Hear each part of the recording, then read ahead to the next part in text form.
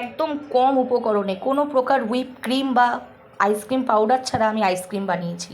প্রথমেই নিয়েছি 2 প্যাকেট দুধ, কাজু কুচি, কিশমিশ কুচি আর চকো চিপস। আমার আইসক্রিমে চকো চিপসটা খুব ভালো লাগে, তাই আমি নিয়েছি। আপনারা চাইলে স্কিপ করে যেতে পারেন।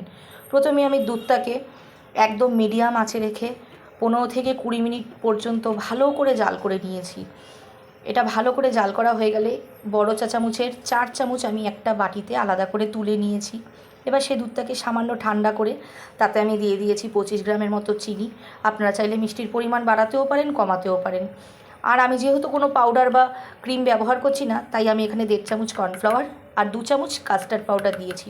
আর আমি একটু ভ্যানিলা ফ্লেভার করব বলে এতে আমি ভ্যানিলা এসেন্স দিয়েছি 7 থেকে 8 ফোঁটা। আপনারা চাইলে এটা স্কিপ করেও যেতে পারেন। এবার আমি সবগুলোকে একসাথে ভালো করে মিশিয়ে নেব।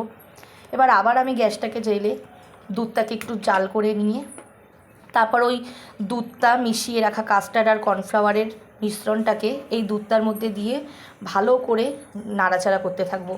এটা একদম মিডিয়াম আঁচে রেখে বেশ 15 থেকে 20 মিনিট ভালো করে দুধটাকে জাল করে নিতে হবে। যেহেতু এতে কোনো ক্রিম বা পাউডার যাচ্ছে না, তাই কাস্টার্ডটা ঘন হওয়া অবধি জাল করতে হবে যাতে আইসক্রিমটা ভালো করে বসে।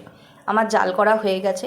এবার আমি আমার পছন্দ মতো ছোটো ছোটো বাটিতে কাস্টার্ডটা দিয়ে সাজিয়ে নিয়েছি। ওপর থেকে কাজু, কিশমিশ আর চকো চিপসের কুচি দিয়ে রুম টেম্পারেচারে রেখে আমি ঠান্ডা করে নিয়ে তারপর সারা রাত আমি ফ্রিজে রেখে দিয়েছি। দেখুন বন্ধুরা, সারা রাত রাখার পর তারপর বার করার পর কী সুন্দর জমে গেছে এটা। আমাদের তো খেতে বেশ ভালোই লাগলো। আর আমি তো যাই রান্না করি আমার মেয়ের ভালো লাগে। দেখুন আমার মেয়ে খেয়ে কী সুন্দর বলছে। আপনারাও জানাবেন কেমন হলো।